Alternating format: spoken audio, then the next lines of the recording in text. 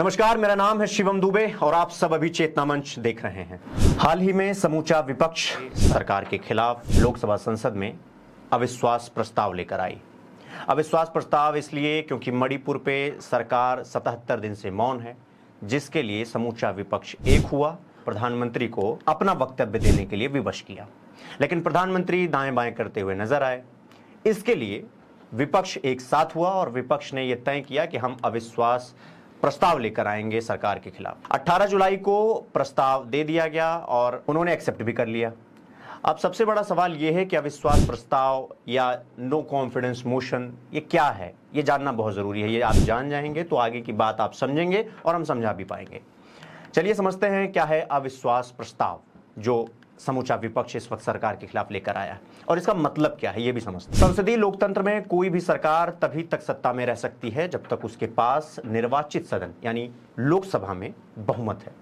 हमारे संविधान का आर्टिकल 75(3) इस नियम को स्पष्ट करता है कि मंत्रिपरिषद सामूहिक रूप से लोकसभा के प्रति उत्तरदायी है। लोकसभा कोई भी सदस्य जो अविश्वास प्रस्ताव के लिए 50 सांसदों का समर्थन जुटा लेता है, मोटा मोटा अगर आप समझना चाहते हैं तो अगर 50% का अगर आपके पास विश्वास मत हो गया, यानी 50% सांसदों को आप अपने विश्वास में ले लेते हैं, तो आपका ये जो विश्वास मत है या अविश्वास प्रस्ताव मत है, ये माना जाता है कि आपने जिस लिए लाया था वो कारगर साबित हुआ। ये कभी मंत्रिपरिषद के खिलाफ अविश्वास प्रस्ताव ला सकते हैं, खास करके जिसकी मैं बात कर रहा हूं सांसदों की। अविश्वास प्रस्ताव के नोटिस को मंजूरी मिलने के बाद संसद में इस पर गहन चर्चा होती है। अविश्वास प्रस्ताव का समर्थन करने वाले सांसद सरकार की कमियां हाईलाइट करते हैं, यानी कि बोल्ड करते हैं, बताते हैं आप पे क्या कमियां हैं, और ट्रेजरी बेंच उनके द्वारा उठाए गए मुद्दों पर प्रतिक्रिया देती है। अब मोटा मोटा आपको सिंपल भाषा में समझा देते हैं कि क्या है अविश्वास प्रस्ताव मत जो विपक्ष लेकर आ रहा है। यह सरकार की नीतियों की आलोचना करने का सबसे बड़ा अवसर होता है। राजनीति में विपक्ष का एक अहम काम सरकार का विरोध करना भी होता है, अन्यथा आप किस बात के विपक्ष हैं।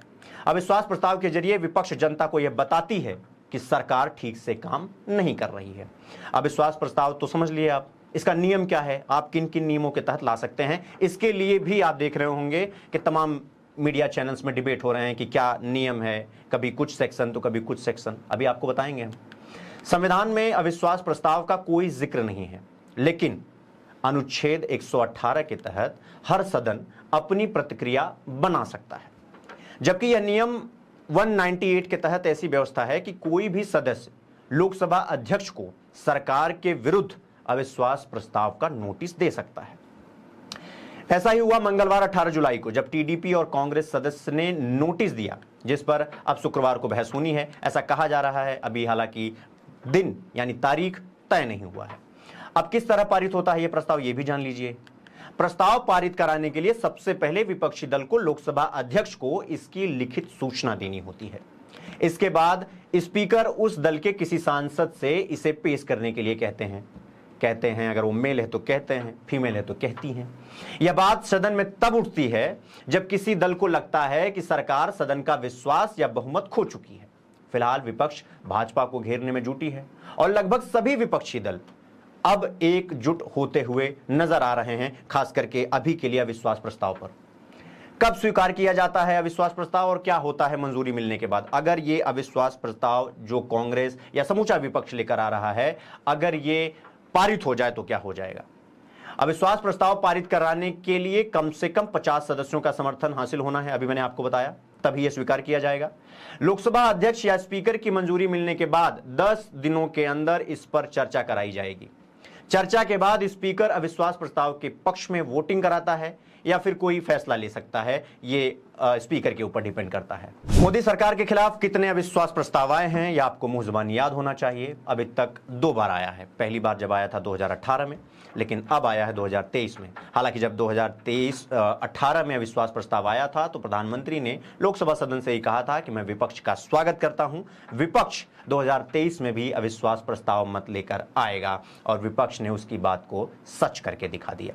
अब आपको बता दें कि जब ये विपक्ष ये जानता है कि 303 सांसद से ज्यादा सांसद हैं भारतीय जनता पार्टी के पास, तो इस अविश्वास प्रस्ताव का लाने का क्या मतलब हो सकता है? ये तो 2 मिनट में ढह जाएगा।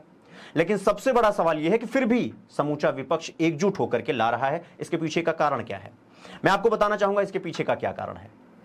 समूचा विपक्ष यह जानता है कि जिस पार्टी के पास 303 सांसद हों, यानी 1/3 बहुमत हो, उस सरकार को अविश्वास प्रस्ताव मत से कैसे गिराया जा सकता है।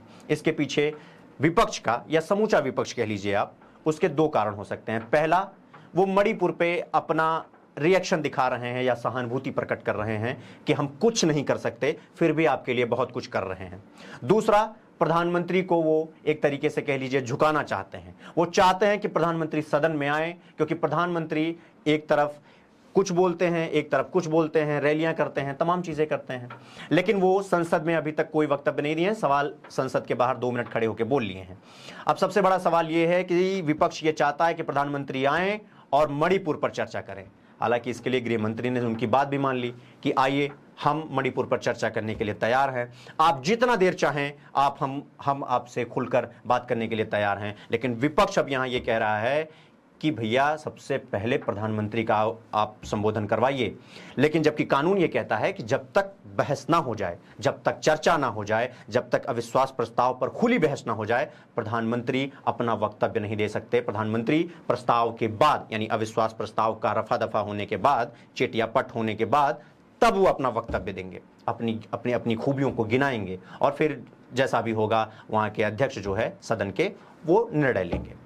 तो ये था पूरा तरीका, ये था पूरा प्रस्ताव, ये थी विपक्ष की और पक्ष की पूरी एकजुटता। लेकिन एक चीज जो मैं जाते जाते आप सबसे कहना चाहूंगा कि मणिपुर जो अभी भी आग के हवाले है, प्रधानमंत्री को जल्द से जल्द वहां के अपने लाडले मुख्यमंत्री एन बीरेन सिंह को हटाना चाहिए और वहां की कानून व्यवस्था पर ध्यान देना चाहिए। अभी के लिए मैं आप सबसे विदा लूंगा। आप सब अपना बहुत ख्याल रखिए, देखते रहिए चेतना मंच। धन्यवाद।